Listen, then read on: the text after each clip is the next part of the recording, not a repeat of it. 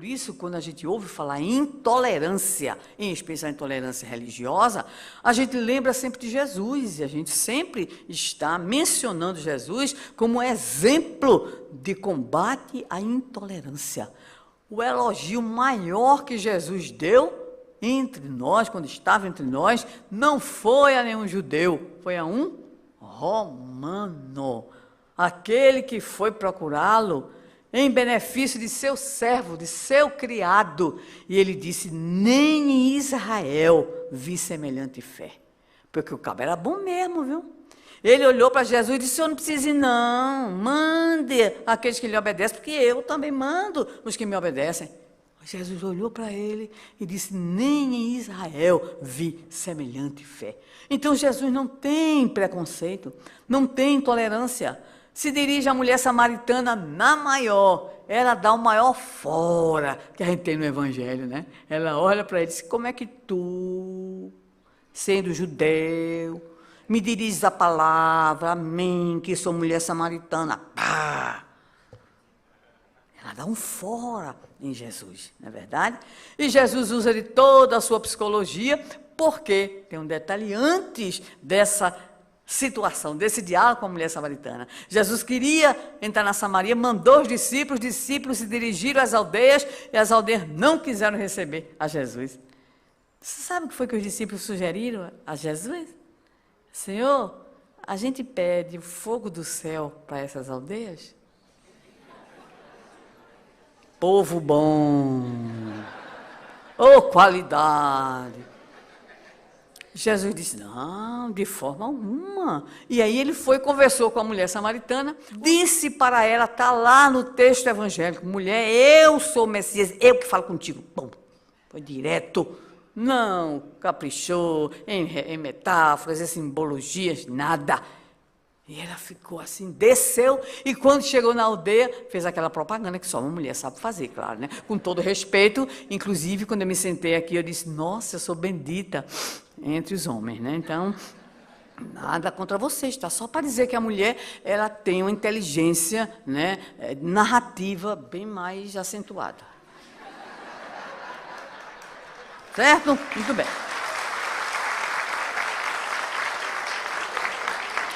O que é que Allan Kardec nos diz sobre a fraternidade? É duro ouvir. Ele vai dizer, a fraternidade está em Obras Póstumas, tá? Liberdade, Igualdade e Fraternidade é o título, né, do escrito. A fraternidade, na rigorosa acepção do termo, resume todos os deveres dos homens uns para com os outros. Aí vai dizer o que significa. Vai destrinchar. Significa devotamento, abnegação, tolerância, benevolência, indulgência. É, por excelência, a caridade evangélica e a aplicação da máxima proceder para com os outros como quereríamos que os outros procedessem para conosco. O oposto do egoísmo. A fraternidade diz um por todos e todos por um. O egoísmo diz, cada um por si. E ele vai descrevendo exatamente a trilogia, né, da Revolução Francesa, e está lá colocando sempre para nós o que vai aparecer também em a Gênese, no seu último capítulo, capítulo 18. A fraternidade é a base, é o fundamento de uma nova ordem social. Então, a nova ordem social exige que nós tenhamos uma postura diferente, uma postura de compreensão de que o outro é meu irmão. A campanha da fraternidade de 1900 antigamente, porque eu já não lembro mais, tinha, alguém vai lembrar, tá? Tinha um cartaz muito bonito de uma criancinha de olho puxado, carregando uma outra criancinha no ombro, nas costas, desculpe. Uma criancinha nas costas. E os dizeres da campanha da fraternidade eram esses. Não é pesado, é meu irmão. Arrepiei. Né? Não é pesado, é meu irmão. Então, esse sentimento de fraternidade é o sentimento que nós devemos buscar como exercício de combate ao egoísmo, para que atinjamos o progresso moral. Porque está na base daquilo que é a vivência dos valores cristãos. A vivência que começa Primeiramente, só para a gente retomar alguns pontos importantes do pensamento crístico. Começa principalmente pelo respeito. Jesus é um líder, é o exemplo da liderança moral que todos nós devemos ter. Mas ele tem uma atitude muito diferenciada à época e que hoje é tão decantada em prosa e verso por aqueles que adotam os estudos, que fazem estudos, pesquisas sobre a liderança. Ele diz, e Lucas registra, estou entre vós como quem serve. Liderança servidora é a proposta de Jesus. Mas vejam bem, essa condição de liderança vai ser ampliada com o respeito absoluto que ele tem aos seus discípulos e a todos. Ele respeita aquele que pensa diferente. Ele não acusa a Judas, por exemplo.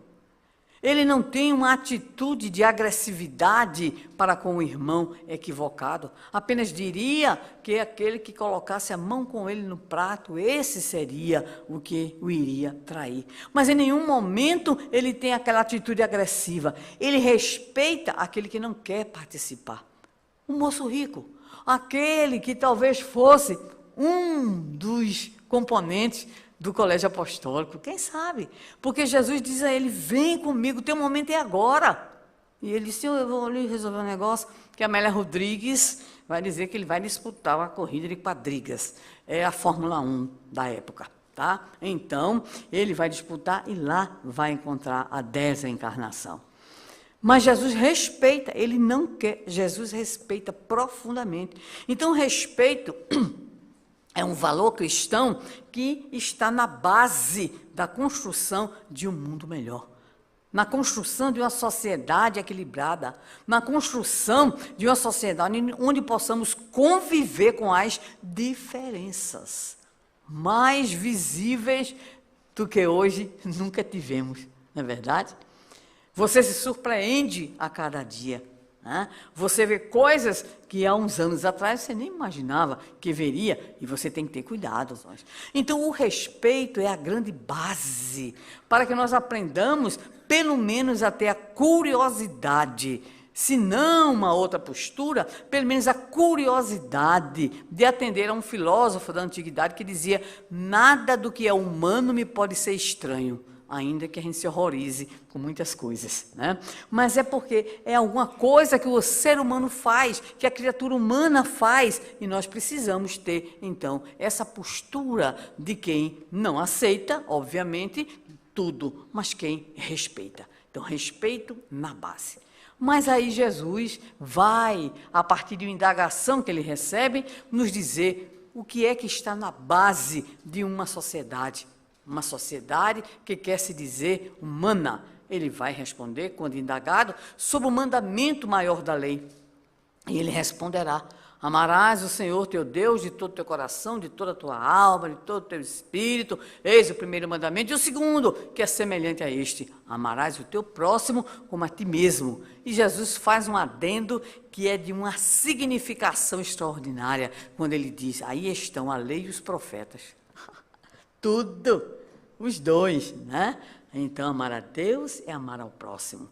Mas Jesus vai dizer algo diferente quando ele estabelecerá para os discípulos um novo mandamento. Um novo mandamento vos dou, que vos ameis uns aos outros como eu vos amei. Prestemos atenção. Por que ele deu um novo mandamento?